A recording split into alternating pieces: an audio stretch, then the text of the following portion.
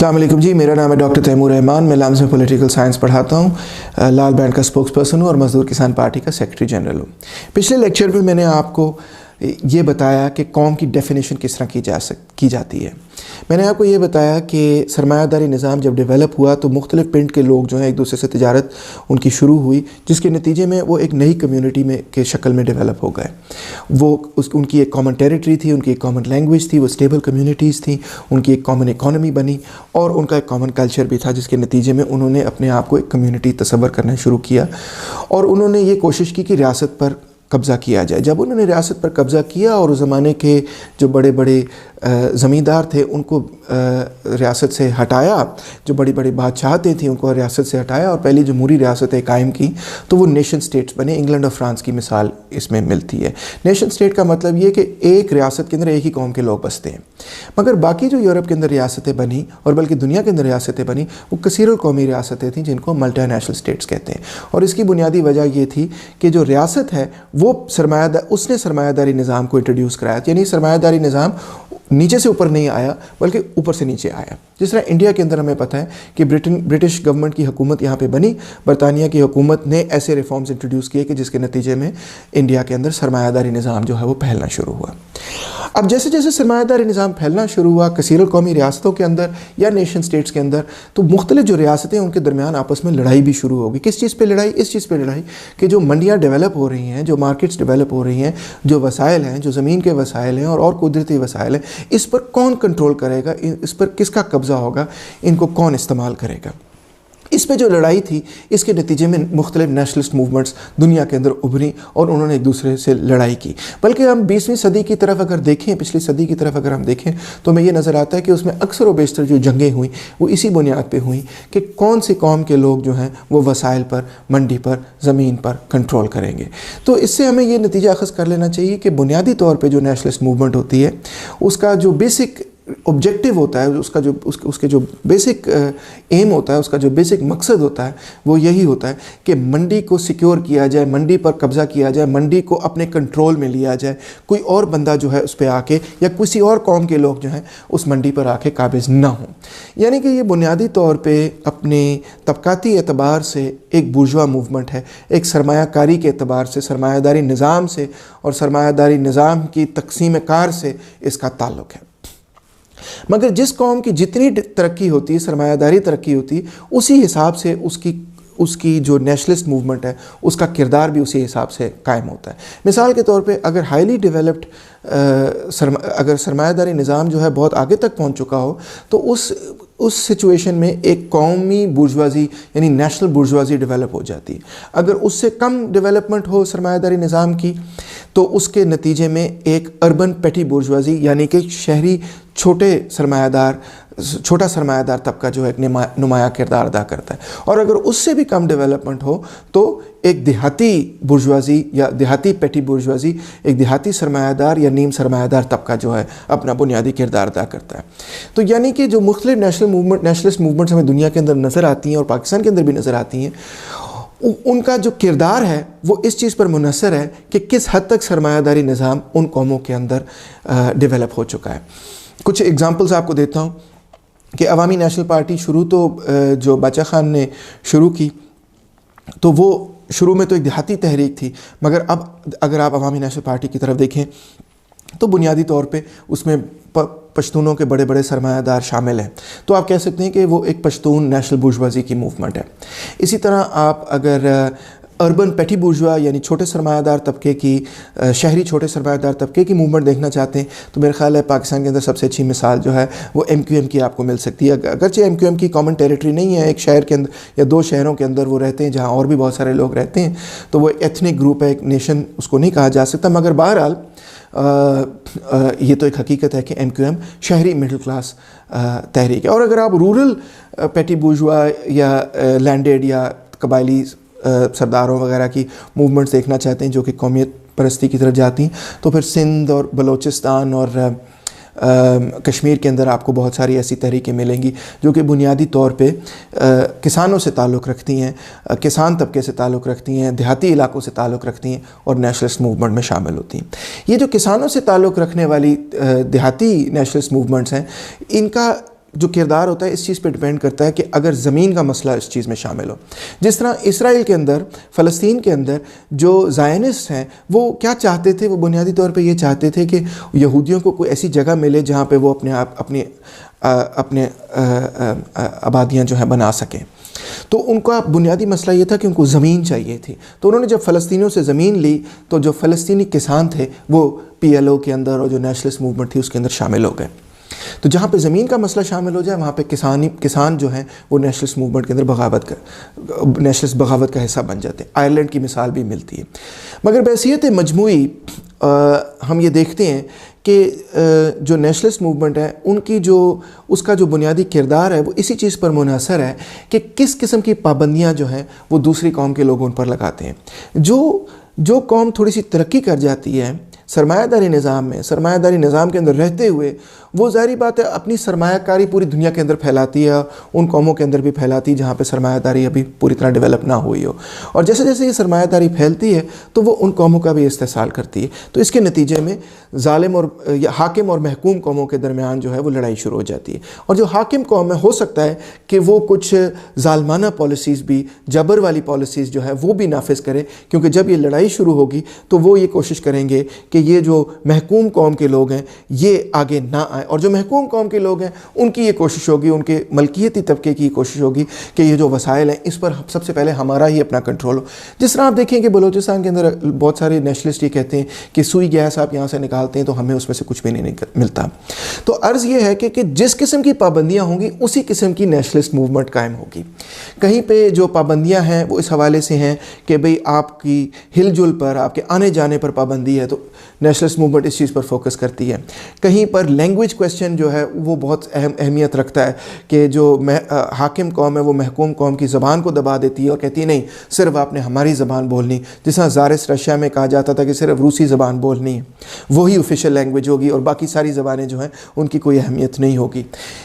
بنگلہ دیش کے ساتھ بھی اور بنگالیوں کے ساتھ، ایسٹ پاکستانیوں کے ساتھ بھی یہی جھگڑا شروع میں ہوا نا کہ جب اردو کو نیشنل لینگویج ڈکلیئر کیا تو بنگالیوں نے یہ کہا کہ ہماری زبان کو بھی نیشنل لینگویج ڈکلیئر کرے، ہماری زبان کو بھی آفیشیل لینگویج ڈکلیئر کریں، ہماری زبان کو بھی اردو زبان کے برابر تسلیم کریں. اسی چیز پہ سب سے پہلے جھگڑا شروع ہوا. تو اس قسم کی ڈیمانڈز بھی ہو سکتی ہیں. اس کے علاوہ یہ کہ کبھی کبھار یہ ہوتا ہے کہ حاکم قوم کے لوگ جو ہے محکوم قوم کے لوگوں کے اسکول بند کرا دیتے ہیں، تو اس میں ان کی ذہنی ارتقاء جو ہے وہ رک جاتی ہے. اگر آپ لینگویج کو روکیں گے اور اسکولوں کو بند کریں گے تو اس کے نتیجے میں لوگ کیونکہ اپنی زبان میں ہی سوچتے ہیں تو اس کے نتیجے میں اس قوم کی جو انٹلیکچوئل ڈیولپمنٹ ہے، نظریاتی ڈیولپمنٹ ہے، وہ رک جائے گی. اسی کے ساتھ ہم دیکھتے ہیں کہ نمائندگی کے حوالے سے بہت لڑائی جھگڑا ہو رہتا ہے کہ ہمیں حکومت میں شامل کیا جائے، ہمیں فوج میں شامل کیا جائے، ہمیں حکومت کے یا بیوروکریسی میں افسرشاہی نظام میں شامل کیا جائے. پھر یہ ہوتا ہے کہ کچھ جگہوں پہ پابندیاں جو ہیں وہ مذہب کے اعتبار سے لگا دی جاتی ہیں کہ جس طرح یہ کہا جاتا ہے کہ اگر سنی اسٹیٹ ہو تو وہ یہ کہتا ہے کہ شیعہ جو ہیں وہ اپنی نوروز کے دن کی چھٹی نہیں ملے گی یا نوروز نہ منائیں وغیرہ وغیرہ. تو اس قسم کی مذہبی پابندیاں جو ہیں اس سے بھی لڑائی جھگڑا جو ہے وہ شروع ہو سکتا ہے. تو جس قسم کی پابندیاں ہوں گی اسی قسم کا کردار جو ہے وہ قومی تحریک کا، نیشنلسٹ موومنٹ کا ہوگا. کہیں پہ وہ اگریرین ہوگا یعنی کہ اس کا بنیادی مسئلہ زمین ہوگا جس طرح کہ میں نے بتایا فلسطین اور اسرائیل میں ہے یا آئرلینڈ میں تھا. کہیں پہ وہ لینگویج ہوگا جس طرح کہ سندھی یا بلوچ یا پشتون لوگ کہتے ہیں کہ ہماری زبانوں کو بھی جو ہے برابر کی اہمیت دی جائے. ایون پنجاب کے اندر لوگ کہتے ہیں کہ پنجابی کو بھی برابری کی اہمیت پر دیکھا جائے، اردو زبان کے ساتھ برابری کی اہمیت پر دیکھا جائے. اسی طرح سول رائٹس کا اور سول ایکوالٹی کا مسئلہ بن سکتا ہے، مذہبی ریلیجس فریڈمز کا مسئلہ بن سکتا ہے، مذہبی آزادیوں کا مسئلہ بن سکتا ہے. جیسے میں نے کہا کہ آفیشلز کا مسئلہ بن سکتا ہے کہ ہمارے لوگوں کو حکومت میں شامل کیا جائے، پارلیمنٹ کا مسئلہ بن سکتا ہے اور صوبائی خود مختاری کا مسئلہ بن سکتا ہے وغیرہ وغیرہ.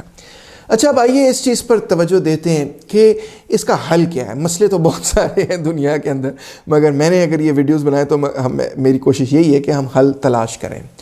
دیکھیں جو ملکیتی طبقے ہیں جن کی لڑائی ہے ملکیت کی بنیاد پہ، انہوں نے تو اس لڑائی کو یعنی قومیتوں کے درمیان یا قوموں کے درمیان لڑائی کو وہ کمزور نہیں کریں گے بلکہ وہ تیز کریں گے.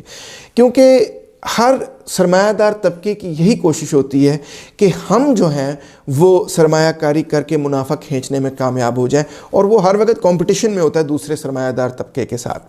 تو سرمایہ دار جو ہیں اور جو ملکیتی طبقے ہیں جنہوں نے اپنی ملکیت کو فروغ دینا ہے، وہ تو کیونکہ ان کا مقصد ملکیت کو فروغ دینا ہے، وہ قومیوں کے درمیان لڑائی کو ختم نہیں کریں گے بلکہ اس کشیدگی کو تیز کریں گے، کیونکہ ان کو بینیفٹ ہے اس چیز میں۔ حاکم قوم کے لوگ یہ کہیں گے کہ ہم جو ہیں بہتر لوگ ہیں، ناٹسی جرمنی کی طرح وہ یہ کہیں گے، یا فیشسٹوں کی طرح وہ یہ کہیں گے کہ ہم ماسٹر ریس ہیں اور باقی سب بیوقوف لوگ ہیں، ہمیں اقتدار میں ہونا چاہیے۔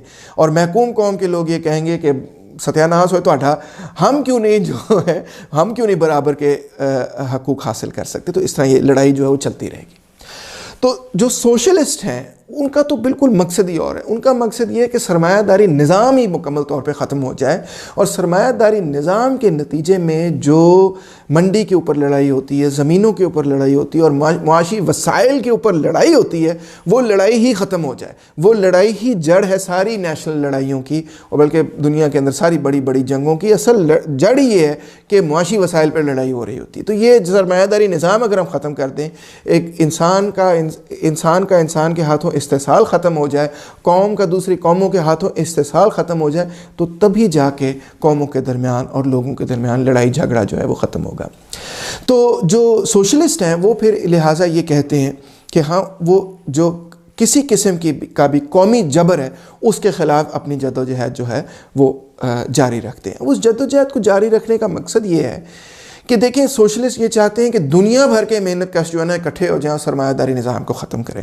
پاکستان تو ایک ملک ہے، وہ تو یہ کہتے ہیں دنیا کے تمام جو محکوم اور مظلوم اور غریب لوگ ہیں وہ ایک دوسرے کے ساتھ اتحاد قائم کریں اور سرمایہ داری نظام کو ختم کریں۔ تو وہ لہٰذا ان کی جو کوشش ہے وہ یہ ہے کہ دنیا کے غریب لوگوں کو، محکوموں کو، مزدوروں کا ایک کثیر القومی اتحاد قائم ہو۔ اس کثیر القومی اتحاد قائم کرنے کے لیے یہ چیز ضروری ہے کہ قومی جبر کی جو پالیسی ہے اس کے خلاف جدوجہد کی جائے۔ جب تک قومی جبر کی پالیسی کے خلاف جدوجہد نہیں ہوگی تو کس طرح ممکن ہے کہ محکوم قوم کا مزدور طبقہ یا محکوم قوم کے محکوم لوگ جو ہیں وہ حاکم قوم کے محکوم لوگوں کے ساتھ کس طرح اتحاد قائم کریں گے جب تک کہ ان کو یہ نظر نہ آئے کہ جو قومی جبر کی پالیسی ہے اس کا ڈٹ کے مقابلہ کر رہے ہیں سوشلسٹ۔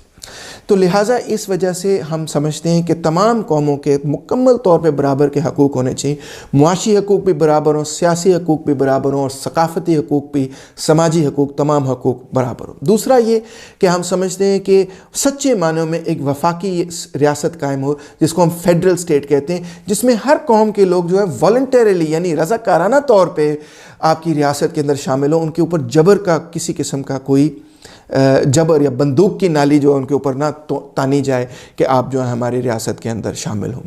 اس کا مطلب یہ ہے کہ ہم سمجھتے ہیں کہ ہر قوم کو یہ حق ہے کہ اگر وہ، میں پاکستان کی صرف بات نہیں کر رہا، میں دنیا کی بات کر رہا ہوں، کہ اگر جبر کی بنیاد پہ کسی قوم کو کسی ریاست میں شامل کیا گیا ہے تو اس کو ہم درست تسلیم نہیں کر سکتے، اس کو غلط ہی تسلیم کریں گے۔